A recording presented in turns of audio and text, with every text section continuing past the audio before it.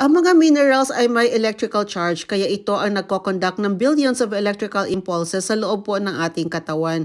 Saan ba nakukuha ang mga minerals? Sa lupa at saka sa tubig. Ang mga gulay at prutas ay sumisipsip ng minerals na galing sa lupa. Mas maraming minerals pag mas matitingkad ang kulay nito at mas maraming minerals ang mga root crops dahil konektado ito sa lupa. Pero alam niyo po ba na kahit ilang kilo ng gulay, prutas at root crops ang kakainin po natin ay hindi pa rin ito sapat para isupply ang ating mga daily needs ng mga minerals dahil ang mga lupa na pinagtaniman nito ay bumaba na po ang mga mineral content up to 90% since 1914 dahil sa erosion at sa mga modernong pamamaraan ng pagsasaka na nakakasira ng lupa.